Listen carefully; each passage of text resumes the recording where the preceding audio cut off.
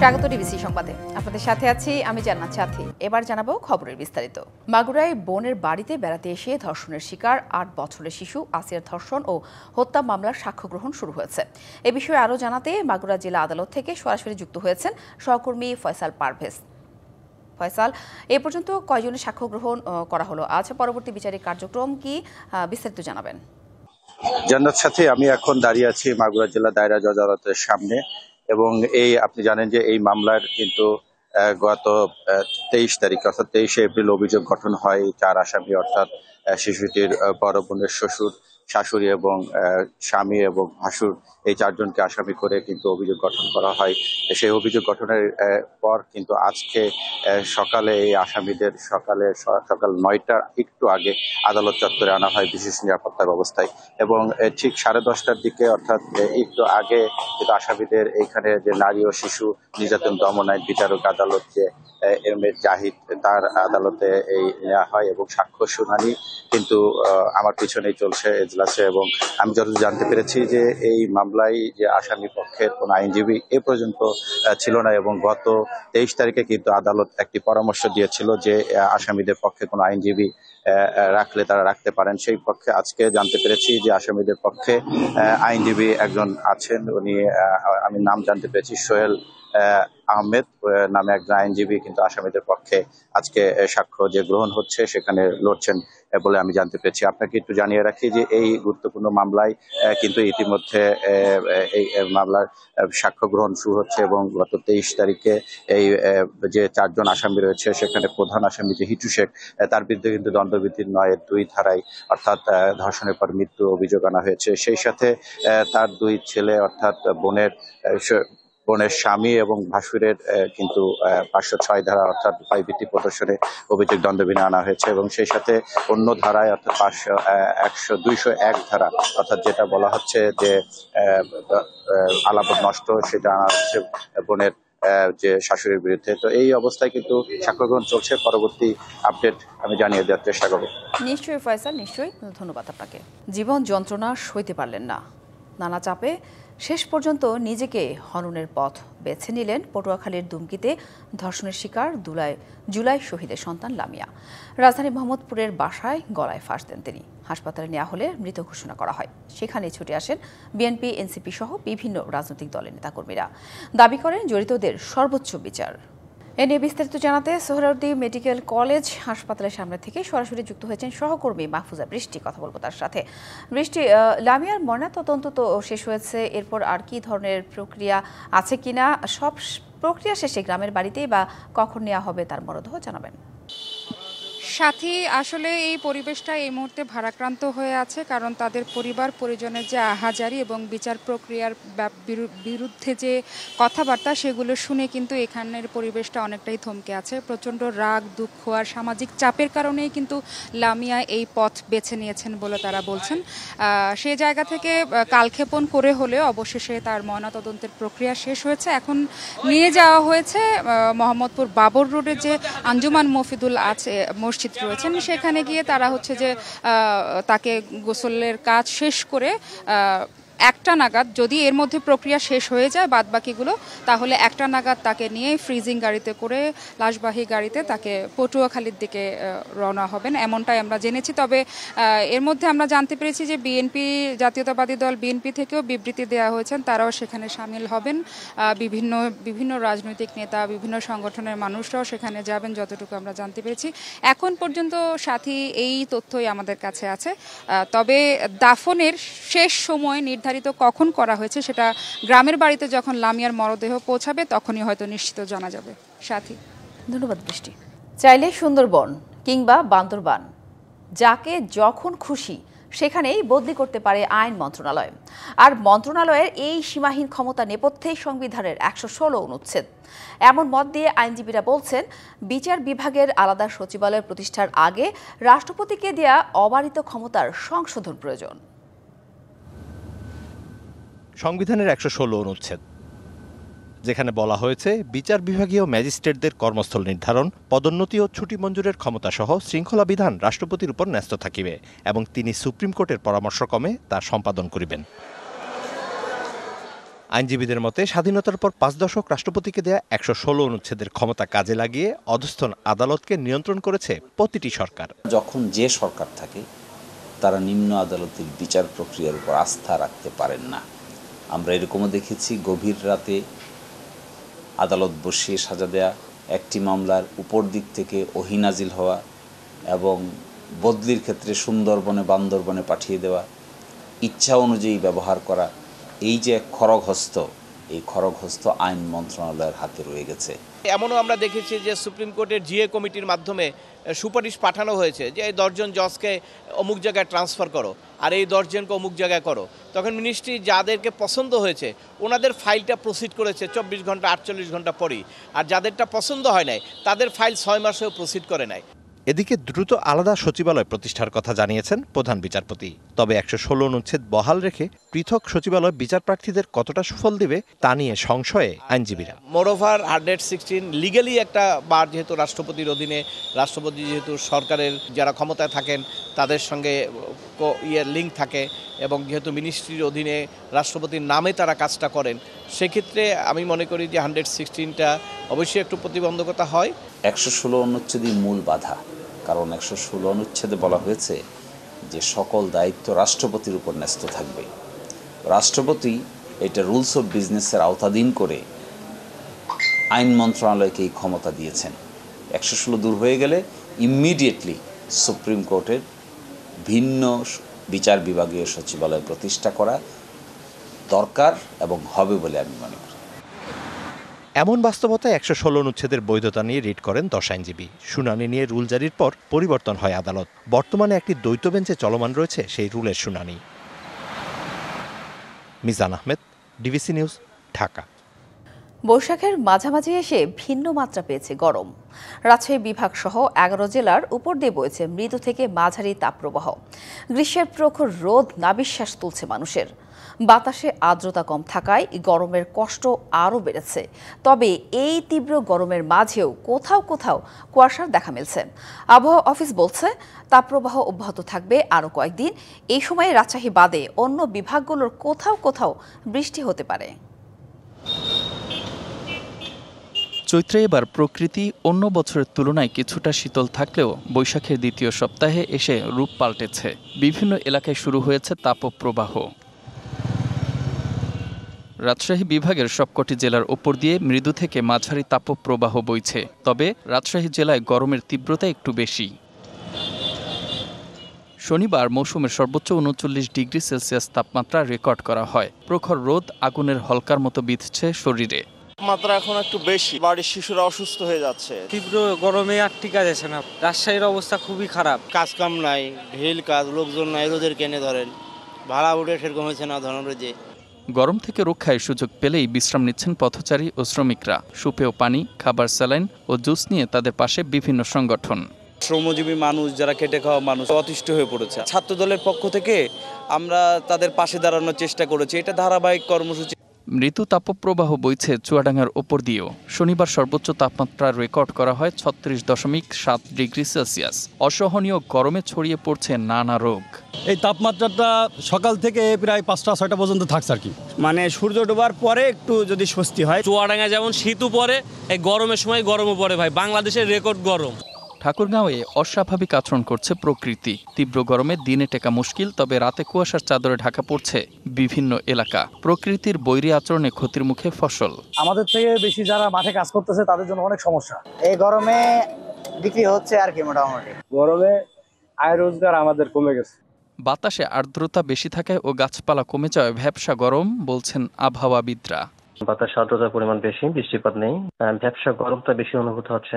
আগামী কালকে থেকে 27, 28, 29 এই 3 দিনে বৃষ্টিপাতের সময়টা একটু বেশি। কয়েকদিনের মধ্যেই গরম কমে বৃষ্টি হবে এমন পূর্বাভাস আবহাওয়া অফিসের। Mostafa Kamal, DBC news desk. Bharat বাংলাদেশের ট্রান্সশিপমেন্ট সুবিধা স্থগিত করে দেওয়ার পর প্রথমবারের মতো আজ সিলেট ওসমানী আন্তর্জাতিক বিমানবন্দর থেকে কার্গো ফ্লাইট চালু করতে যাচ্ছে বাংলাদেশ। বাংলাদেশ বেসামরিক বিমান চলাচল কর্তৃপক্ষের বেবিজক চেয়ারম্যান এয়ার ভাইস মার্শাল মঞ্জুর কবির ভুইয়া জানান, সিলেট থেকে প্রথম মালবাহী বিমান চালুর সব প্রস্তুতি সম্পন্ন হয়েছে, যা ঢাকার পর দ্বিতীয় কার্গো পরিচালনাকারী বিমানবন্দর হবে। গ্যালিস্টিয়ার এভিয়েশনের মাধ্যমে পরিচালিত একটি চার্টার্ড এয়ারবাস সন্ধ্যা স্পেনের উদ্দেশ্যে ৭০ টন তৈরি পোশাক পণ্য নিয়ে রওনা দেবে। উদ্বোধনী অনুষ্ঠানে প্রধান অতিথি থাকবেন বেসামরিক বিমান পরিবহন ও পর্যটন উপদেষ্টা শেখ বশির উদ্দিন। এবার দেখবেন সিএসআরএম এর সৌজন্যে ডিবিসি এক্সপ্রেস। জেলায় জেলায় সংকট সমস্যা, তা থেকে উত্তরণের চ্যালেঞ্জ আর সম্ভাবনার কথা তুলে ধরতে চলছে ডিবিসি এক্সপ্রেস। বিশেষ এই আয়োজনে মতামত থাকছে তৃণমূল থেকে শুরু করে নীতি নির্ধারকদের। আজ সারাদিন ডিবিসি এক্সপ্রেস আছে উত্তরের জনপদ নীলফামারীতে। সিএসআরএম ডিবিসি এক্সপ্রেস আজ নীলফামারীতে আছে এবং নীলফামারীতে আজকে আমরা সারাদিন থাকবো এবং নীলফামারীর সংকট সম্ভাবনায় যেসব চ্যালেঞ্জ রয়েছে সেসব নিয়ে কথা বলবো, সাধারণ মানুষের সঙ্গে কথা বলবো এবং নীতি নির্ধারক যারা আছেন অর্থাৎ প্রশাসনে যারা আছেন তাদের সাথে কথা বলবো। এই মুহূর্তে আমি আছি নীলফামারী মেডিকেল কলেজে এবং নীলফামারী মেডিকেল কলেজে যে সংকট রয়েছে সেসব নিয়ে একটু আমি কথা বলতে চাই এবং সমাধান নিয়েও কথা বলতে চাই। শিক্ষার্থী রয়েছে এই মেডিকেল কলেজে, আমি একটু তাদের সঙ্গে কথা বলতে চাই। আপনাদের মেডিকেল কলেজের আমি যদি বলি যে সংকটগুলো আসলে কোন কোন জায়গায়? আপনারা হয়তো বা জানেন 2018 সালের এই নবপ্রতিষ্ঠিত মেডিকেল কলেজটি নীলফামারীর বুকে একটি স্বাস্থ্যসেবায় গুরুত্বপূর্ণ ভূমিকা পালন করছে। একটি মেডিকেল কলেজের মধ্যে দুই রকম কার্যক্রম পরিচালনা হয় পড়াশোনার ক্ষেত্রে, একটি হচ্ছে একাডেমিক, অপরটি হচ্ছে ক্লিনিক্যাল। তো একাডেমিক কার্যক্রমের মধ্যে আমাদের মেডিকেল কলেজটি যথেষ্টভাবে স্বয়ংসম্পূর্ণ রয়েছে, আর ক্লিনিক্যালের দিক থেকে বলতে গেলে আমাদের মেডিকেল কলেজের সাথেই সম্ভবত বেশিরভাগ সময় হাসপাতালগুলো হয়ে থাকে, কিন্তু আমাদের মেডিকেল কলেজটির যে হাসপাতাল কার্যক্রম বা ক্লিনিক্যাল কার্যক্রম সেটি পরিচালিত হয় আমাদের সদর হাসপাতালের মধ্যে, যেটি আমার মেডিকেল কলেজের সঙ্গে আপনাদের হাসপাতাল নেই। সেই ক্ষেত্রে আপনারা কিভাবে আসলে আপনাদের এই হাসপাতালের সাথে সমন্বয়টা করা হয় শিক্ষা কার্যক্রমের? ধন্যবাদ। 2018 সালে প্রতিষ্ঠার পর দীর্ঘ পদযাত্রায় আমরা 2024 সালে এসে একটি অস্থায়ী ক্যাম্পাস পেয়েছি, কিন্তু এই অস্থায়ী ক্যাম্পাসের ভিতর সবকিছু স্বয়ংসম্পূর্ণ থাকলেও আমাদের সদর হাসপাতালটি দূরে অবস্থান করায় আমরা প্রতিনিয়ত এখান থেকে 6 কিলো সদর হাসপাতালে অটোতে যাতায়াত করে থাকি, যেটা আমাদের জন্য একটু হলেও ভোগান্তির বিষয় এবং এটি আমাদের বর্তমানে প্রধান সমস্যা হিসেবে দাঁড়িয়েছে। আচ্ছা, তার মানে হচ্ছে একটা স্থায়ী ক্যাম্পাসের বিষয়, তার সেই সাথে হচ্ছে হাসপাতাল সাথে নাই। মেডিকেল শিক্ষার্থীদের জন্য হাসপাতাল আসলে খুবই গুরুত্বপূর্ণ। আমার সঙ্গে এই মুহূর্তে একজন সহকারী অধ্যাপক রয়েছেন। আমি একটু আপনার সঙ্গে কথা বলতে চাই যে হাসপাতাল না থাকলে আসলে এই যে একাডেমিক কার্যক্রমের বিষয়টা আসলে আপনারা কিভাবে করছেন? একাডেমিক কার্যক্রম আমাদের মেডিকেল এডুকেশনের যে দুইটা পার্ট, একাডেমিক এবং ক্লিনিক্যাল। একাডেমিক কার্যক্রম আসলে আমাদের ক্লাসেই সম্পন্ন হয়, তার জন্য আমাদের একাডেমিক বিল্ডিং এবং যে প্রশাসনিক বিল্ডিং রয়েছে বর্তমান ক্যাম্পাসে, অস্থায়ী ক্যাম্পাসে, সেখানে পর্যাপ্ত শ্রেণীকক্ষ রয়েছে। আসলে একাডেমিক কার্যক্রমের সমস্যা নেই। আমাদের সমস্যা বলবো না, যেটা হলো ক্লিনিক্যাল কার্যক্রম, যেটা সম্পন্ন হয় মেডিকেল কলেজ হাসপাতালে, যেটা বর্তমানে আমাদের বর্তমান ক্যাম্পাস থেকে 6 কিলোমিটার দূরে। তো সেই ক্যাম্পাসে যাতায়াতের ক্ষেত্রে এখান থেকে 6 কিলোমিটার দূরে স্টুডেন্টদেরকে যাতায়াত করতে হচ্ছে, সেটা একটি সমস্যা আমাদের বর্তমানে। সমাধানটা আসলে কিভাবে হতে পারে? সেটা সমাধান আসলে দুইভাবে আমরা চিন্তা করতে পারি। একটা আসলে যে জরুরি ভিত্তিতে সমাধান, আর একটা দীর্ঘমেয়াদী। জরুরি ভিত্তির সমাধান হলো যে আমাদের যেহেতু একটা স্থায়ী ক্যাম্পাস রয়েছে, এখানে আমাদের হোস্টেল রয়েছে, একাডেমিক বিল্ডিং রয়েছে, এখান থেকে যাতায়াতের জন্য স্টুডেন্টদের জন্য একটা বা দুইটা বাসের যদি ব্যবস্থা করা যায় তাহলে সেটার আশু সমাধান সম্ভব। আর দীর্ঘমেয়াদী যে সমাধান সেটাও করা যেতে পারে। আমাদের ক্যাম্পাসের লাগোয়া, এখান থেকে লাগোয়াই প্রায় 30 একর জমি স্বাস্থ্য অধিদপ্তরের নিজস্ব জমি অধিগ্রহণ করা রয়েছে। সেখানে ডিজাইন করা হয়েছে, সার্ভে করা হয়েছে, একনেকের অনুমোদন হবে এই পর্যায়ে রয়েছে।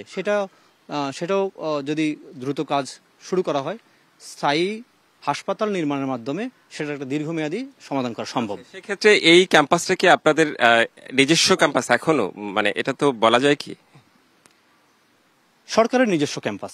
সরকারের অন্য একটা প্রতিষ্ঠান মেটসের কার্যক্রম পরিচালনা করার জন্য এই বিল্ডিংটি স্থাপিত হয়, কিন্তু যেহেতু এখন এই মুহূর্তে মেটসের কোনো নতুন করে কোনো কার্যক্রম চালুর কোনো সম্ভাবনা নেই, সেই হিসেবে মেডিকেল কলেজের যেহেতু কোনো স্থায়ী ক্যাম্পাস ছিল না, আমাদের একাডেমিক বিল্ডিংয়েরও স্বল্পতা ছিল, আবাসনের সমস্যা ছিল, সেই সব বিবেচনায় 2024 সালের 1 সেপ্টেম্বর আমরা এখানে স্থানান্তরিত হই এবং আমাদের আবাসন সংকট সহ আমাদের শ্রেণীকক্ষের যে সমস্যাগুলো ছিল সেগুলো এর মাধ্যমে সমাধান হয়। জি নিশ্চয়ই। আমি আসলে সংকটগুলোর কথা বলছিলাম যে এই নীলফামারী মেডিকেল কলেজের যেসব সংকট, অর্থাৎ মেডিকেল কলেজের সাথে যে হাসপাতাল, সেই হাসপাতাল না থাকার কারণে ক্লিনিক্যাল যে কার্যক্রম অর্থাৎ একাডেমিক কার্যক্রম সেটা আসলে ব্যাহত হচ্ছে এবং তাদের দাবি এই কলেজ সংলগ্ন যদি কোনো হাসপাতাল হয় সেই ক্ষেত্রে আসলে অনেক সুবিধা হয় তাদের এবং এই ক্লিনিক্যাল যে একাডেমিক বিষয়টা সেটা আসলে শিক্ষার্থীদের জন্য আরো সহজতর হয়।